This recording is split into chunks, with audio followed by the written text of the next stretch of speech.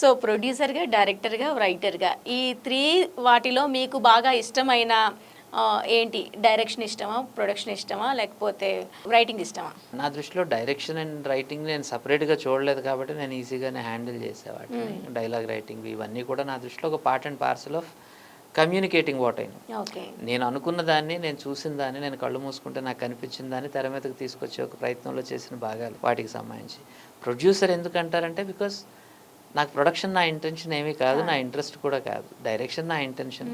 But కొన్ని కథలకి ఎవరు దొరకరు కదా, ఎవరు ఎందుకు రిస్క్ తీసుకుంటారు? సో వలస అనే సినిమా తీయాలి అంటే వలస కార్మికులు రోడ్డు మీద ఇంటికి నడుచుకొని వెళ్తున్నారు కోవిడ్ టైంలో, దీని మీద ఒక సినిమా తీద్దామండి. నాకు కూడా తెలుసు కమర్షియల్గా వర్కౌట్ అవ్వదు, జనానికి బహుశా అంత ఇంట్రెస్ట్ ఉండదు, ఆల్రెడీ టీవీలో చూసేసాం కదా, ఎందుకు దీన్ని మళ్ళీ ఒక కథ ఎందుకు, దీనికి సంబంధించిన ఇవన్నీ వేస్ట్.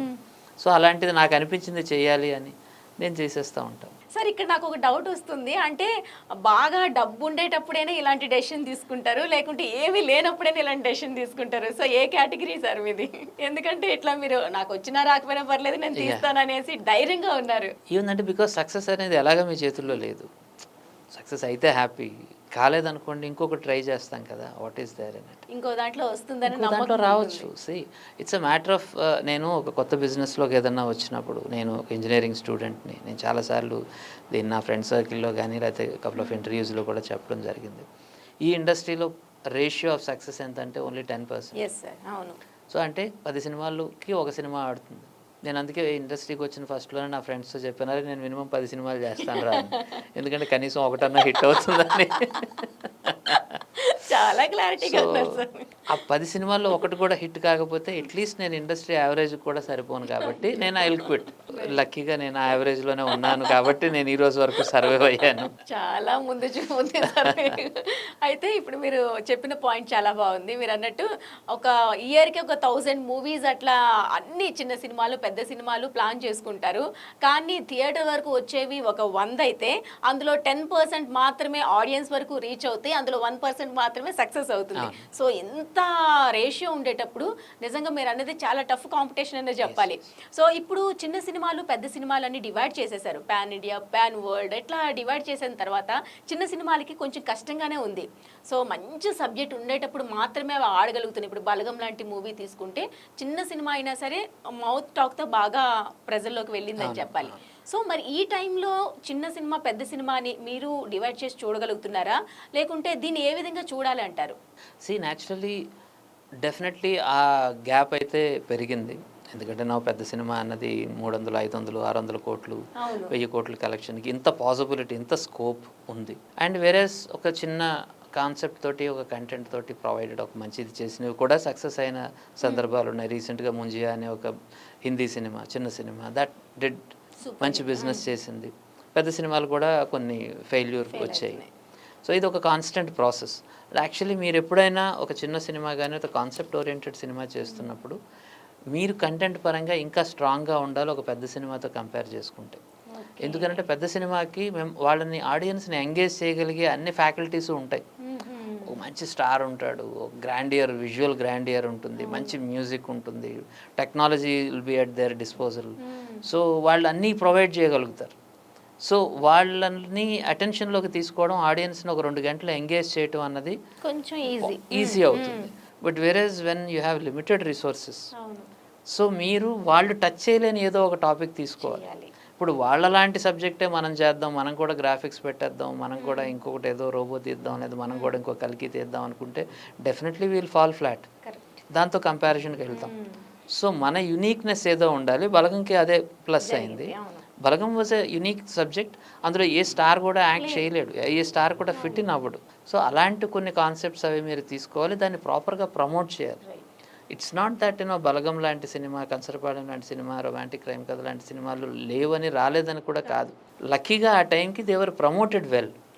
అది కూడా నేను లక్కీగా అని చెప్తున్నా. డిస్పైట్ జస్ట్ మనీ స్పెండ్ చేయడం ఒకటే ప్రమోషన్ కాదు. సమ్ టైమ్స్ మార్కెట్ రైప్గా ఉంటుంది. మీరు ఇచ్చిన మెసేజ్ను లేకపోతే మీరు ఇచ్చిన ప్రమోషన్ని అందిపుచ్చుకోవడానికి కూడా మార్కెట్ రెడీగా ఉండాలి. కొన్నిసార్లు మార్కెట్లో సిమిలర్ టాపిక్స్ వచ్చేసి ఉంటాయి. మీరు ఇచ్చిన ప్రమోషన్ కానీ లేకపోతే మీ గొంతు డెసిబుల్ కానీ సరిపోదు ఆడియన్స్ని రీచ్ అవ్వడానికి. నేను నా ఏడీలకి, నా పిల్లలకి ఎప్పుడు చెప్తూ ఉంటాను, ఈరోజు గోడ మీద 10 పోస్టర్లు పడి ఉంటాయి. Which poster attracted your eyes? మీరు ఆఫీస్కి వచ్చారు, నడుచుకొని వచ్చారు, వాడు ప్రతి ఒక్కడు 100 రూపాయలు ఖర్చు పెట్టి పోస్టర్ అంటించాడు మీ అటెన్షన్ కోసం.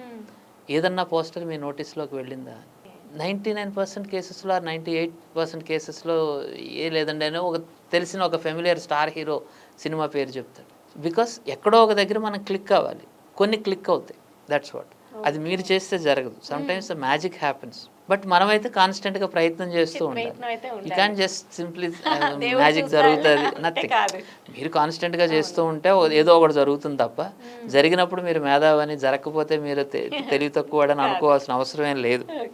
That's what. యా నేను నా టీంకి అదే చెప్తా, మన సినిమా ఆడితే మనం గొప్ప వాళ్ళమేం కాదు, ఆడకపోతే పనికిమాలిన వాళ్ళం ఏమీ కాదు, మనమే. వాళ్ళు ఈసారి దయదలిచారు అంతే. సో మీరు అన్నట్టు చిన్న సినిమాలు ఇలానే వస్తూ ఉంటాయి. సో ఇలాంటి డైరెక్టర్స్కి ప్రెజెంట్ టైంలో ఏం కావాలంటారు? అంటే ఎలాంటి స్క్రిప్ట్ ఒక్కటే స్ట్రాంగ్గా ఉంటే సరిపోదు, మీరు అన్నట్టు దానికి తగ్గట్టు ప్రొడక్షన్ వాల్యూస్ కూడా ఉండాలి స్క్రీన్ వరకు తీసుకువెళ్ళాలంటే. అలాంటి వాళ్ళకి మీరు ఏం చెప్తారు సార్ సలహాలు? కన్విక్షన్ ఉండాలి, మన లిమిటేషన్స్ మనకు తెలిసి ఉండాలి, మన స్ట్రెంగ్త్ తెలియటం ఎంత అవసరం, మన లిమిటేషన్స్ కూడా మనకు తెలియాలి.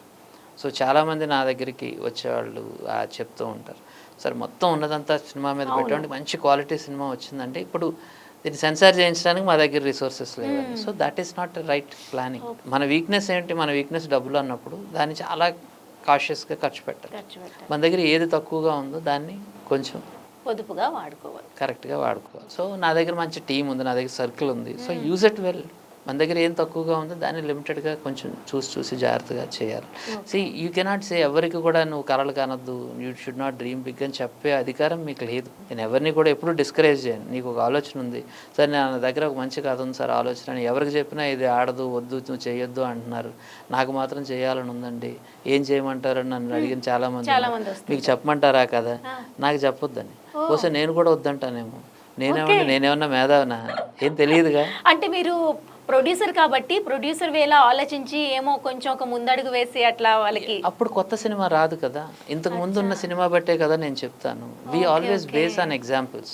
సో ఒక ఎగ్జాంపుల్స్ చూసి చేసేవాడు ఎప్పుడు కూడా పాత్ బ్రేకర్ కాలేడు. ఏమో నువ్వే ఆ పాత్ బ్రేకర్ ఏమో, ఇలాంటిది ఒక సినిమా చేయొచ్చా అని ఈరోజు అంటున్నారంటే, ఆహా నువ్వు రిలీజ్ అయ్యి ప్రూవ్ చేస్తే వస్తే చేయొచ్చేమో అంటాడేమో అన్నది. సో అది తెలియాలి అంటే somebody has to take risk.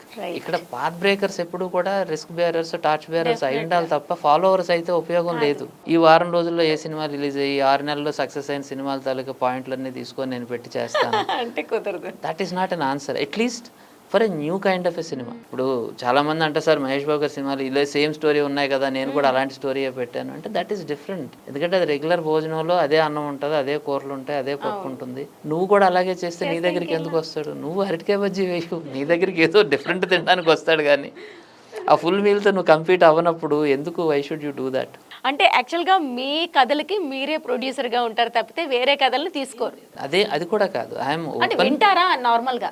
నేను బయట కథలు వినను. బయట ప్రొడ్యూసర్స్ సినిమాలు చేసినప్పుడు నేను చేస్తాను. ఫర్ ఎగ్జాంపుల్ రామానాయుడు గారు ఒక స్టోరీ ఉంది సునీల్ నువ్వు చేయాలి అన్నారు, బలభద్ర పాత్ర రామానాయుడు గారి స్టోరీ. ఐ లైక్ ఇట్, డెఫినెట్గా చేస్తాను సార్, మీరు ఎలాంటి జానర్ చేయమన్నా నేను చేస్తాను ఫర్ యూ. సో సత్యానంద్ గారు దానికి డైలాగ్స్ రాశారు. ఐ వాజ్ ఫార్చునేట్, అలాంటి గొప్ప వాళ్ళతో వర్క్ చేయగలిగేది ఒక అదృష్టం. అలాంటి అవకాశం వస్తే నేను ఎందుకు వదులుకుంటాను? డెఫినెట్గా నేను చేస్తాను. బట్ కానీ నేను చేసే సినిమాలకి నేను బయట స్టోరీస్ తీసుకోవాల్సిన అవసరం నాకు ఎందుకు అనిపించలేదంటే, నేను అనుకున్నవన్నీ చేయడానికి నాకు ఇంకొక 200 సంవత్సరాలు పడుతుంది. ఎందుకంటే అనుకోవడం సింపుల్ కదా, అనుకోవడం చాలా సింపుల్ కదా ఒక కథ అనుకోవటం. బట్ చేయడానికి 1 year పట్టేస్తుంది, 6 months పడుతుంది.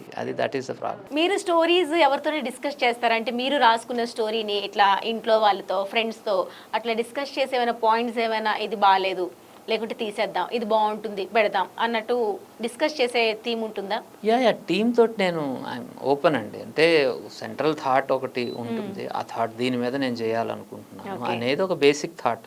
దాన్ని ఎలా చెప్తే ఇంట్రెస్టింగ్గా ఉంటుంది అనేది నా టెక్నీషియన్స్ తోటి అందరితో నేను డిస్కస్ చేస్తూ ఉంటాను. ఇంట్లో కూడా సరదాగా అంటుంటాను, పిల్లలతో మాట్లాడుతూ ఉంటాను. ఐ జస్ట్ షేర్ అండి. ఖాళీ టైం అంటూ దొరుకుతుందా సార్? యా నాకు ఖాళీ టైం, ఫుల్ టైం. నేను గత 24 yearsగా నేను ఖాళీగానే ఉన్నాను నాకు తెలిసినంత. బికాస్